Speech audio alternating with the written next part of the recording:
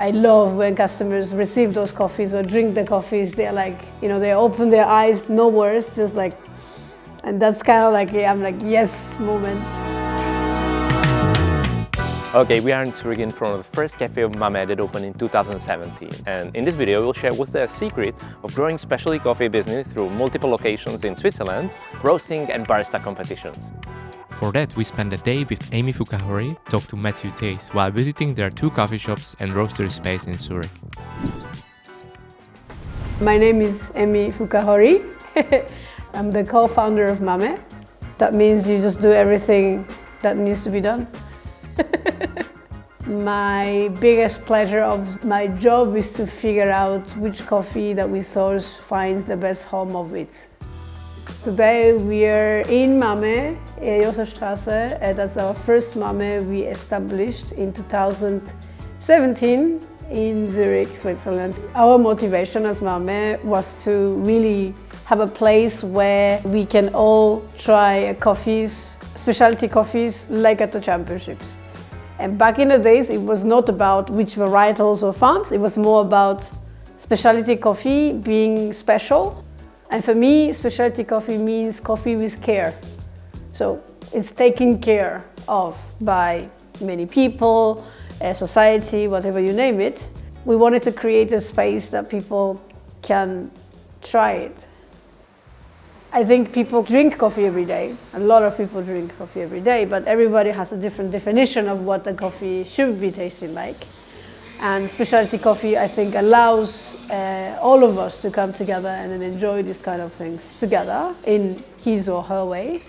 And then that was our initial motivation, to have a spot where people can come and talk over a cup of coffee. Then 2018 was a big year for MAME. Emi became the World Brewers Cup champion and Mathieu placed 3rd at the World Barista Championship. At the same time, they opened the second location of MAME in Zurich. That was the first year that we started to hire baristas. And that's when we started to learn how to be a team. Not just 2 of us gathering up and then do what we wanted to do only, but it was more like how can we associate ourselves as a bunch of professionals that can take this on a journey, not just have 2 coffee shops and that's it, but how can we expand?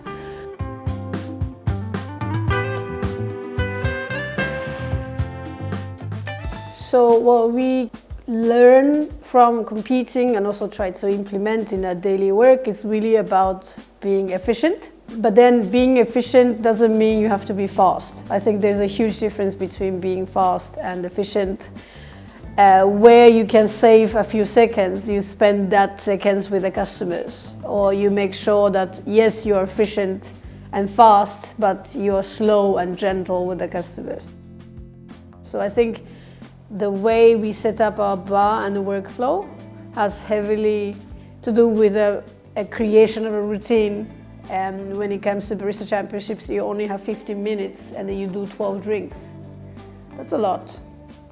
For us, it's important that it's functional when you're alone or a team working at the weekends. So during the week, you're mainly alone. So you're a single person managing everything, from taking the orders, doing the filters, making espresso-based drinks. Or when you're at the weekends, you're max 3 baristas. So one is at the cashier, one is doing the filter and the milk, and the one is doing espressos, right? So that combination is a key for us to have it always in a line. That filter station is here, so everything is here, you don't have to move, and you can even take an order while you're talking and doing 3 brews at the same time.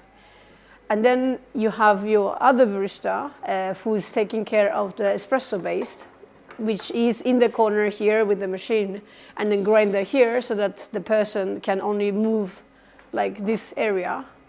Order is coming on the left-hand side of a barista with the tickets, so he doesn't have to go to the cashier, he gets it. Recipes are there. Our high runner chocolatey coffee, it's on the EAT, grind by weight.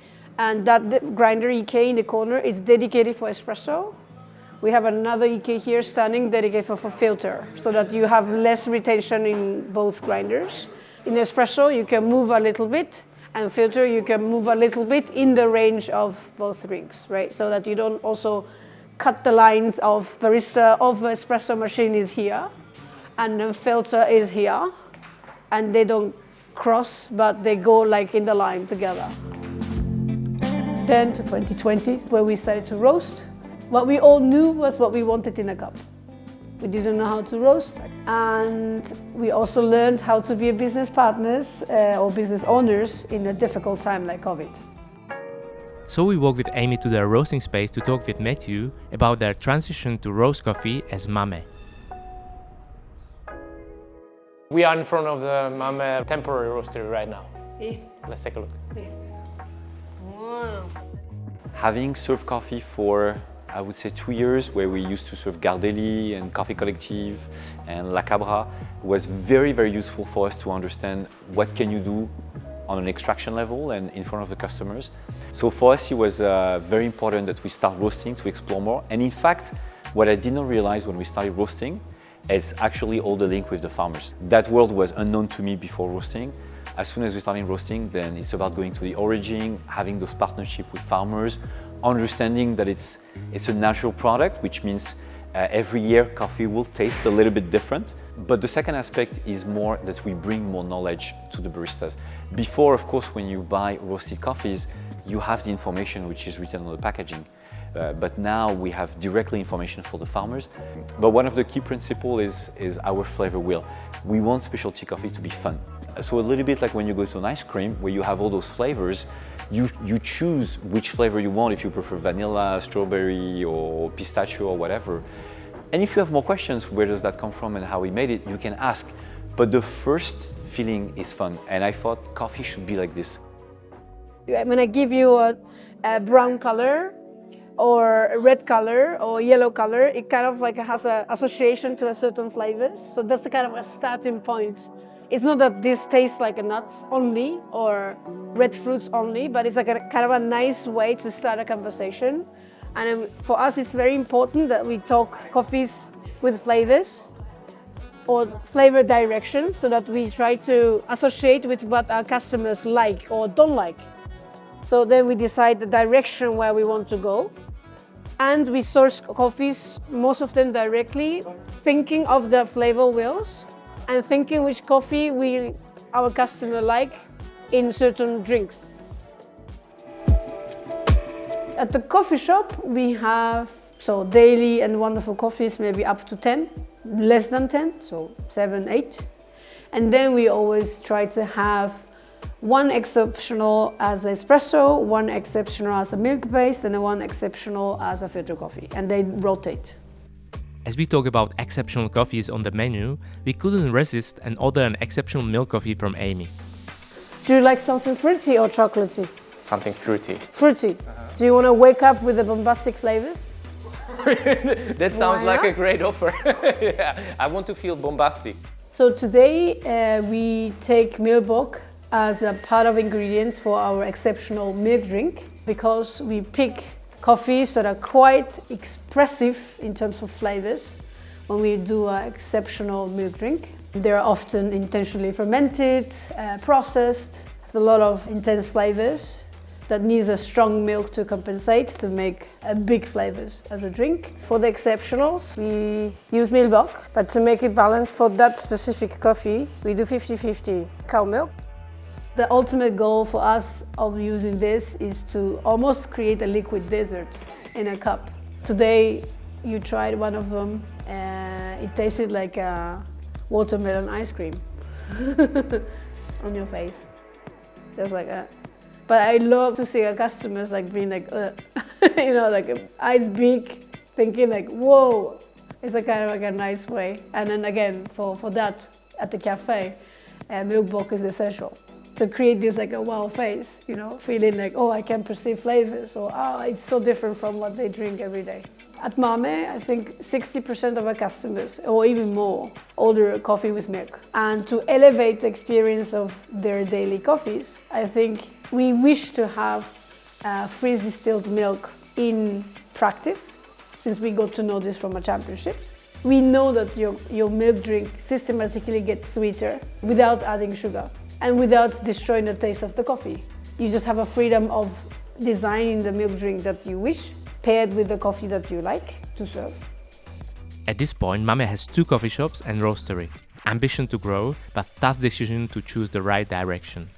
2 or 3 years ago, especially during COVID, we were unsure if we wanted to grow the roastery and become a big roaster to sell everywhere, or if we should concentrate on coffee shops.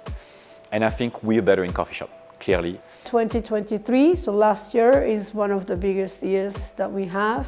We expanded to another city from Zurich, so we opened 2 shops in Geneva and another one in Zurich with a collaboration of Cadillac. Then we walked to the 3rd location in the heart of Zurich to taste more coffee from the menu with Emi. 3rd location in Zurich, Straße, together with Cadillac as a collaboration. So you would have different types of clienteles, including the tourists that are just landing in Zurich and have a day just to explore the city center, as well as people who are working at the banks and insurance companies, again in the heart of Zurich. So you have a lot of people in suits and the tourists with the backpacks, and of course with the interest of buying cars in the showroom of Cadillac. So it's a very different vibes also. Still cool, it's just it is less of a neighborhood cafe. We don't want to serve specialty coffee as a trend, you know, it has to be a culture.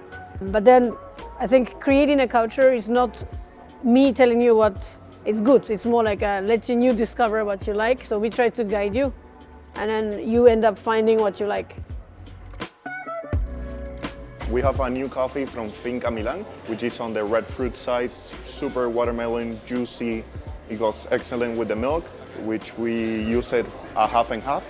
Half fresh milk from Switzerland and half of distilled milk from Czech Republic, MILBOK. So this is our exceptional white, Finca Milan. Hope you enjoy. So let's taste the exceptional milk coffee here. Tastes almost like gummy bears. Oh, that watermelon is like very straightforward. Very straightforward. That's interesting. Exceptional indeed, yeah. Nice. Now it's time to ask about the important lessons Emi and Mathieu learned from growing the team and business of MAME.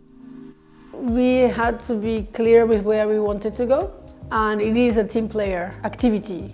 I don't believe in the solo playing, meaning I wouldn't be able to have MAME today without Mathieu, and let alone the whole team of Geneva and Zurich.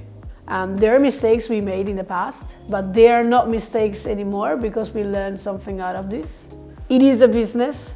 It is not a bunch of people hanging out to make coffees whatever we want, because we have a responsibility. Before we would control everything.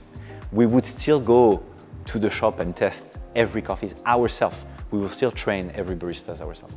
Now that we have to rely on the team and see that those teams are proud of bringing the MAME value and the MAME brand, that makes me really proud, because I feel we are now getting more and more ambassadors, and so that will have more and more effect in the future. And in a way, that human aspect of the industry, it's new for us and it's very rewarding. Very hard, I'm not gonna lie, but it's very rewarding to have that. Like when you see people really proud of the brand, that gives you more motivation to do more. Coffee changed my life. I mean, it keeps changing my life. I keep thinking what coffee means to me. I think it's a very nice journey to think like, wow, I have something that I can make my life busy.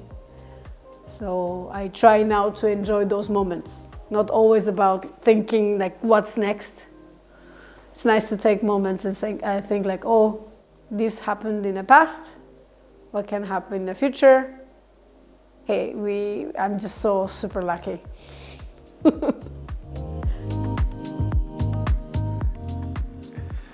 Okay, so that was MAME. We hope that you enjoyed the story. Thanks for watching and see you soon in the next video. Bye bye.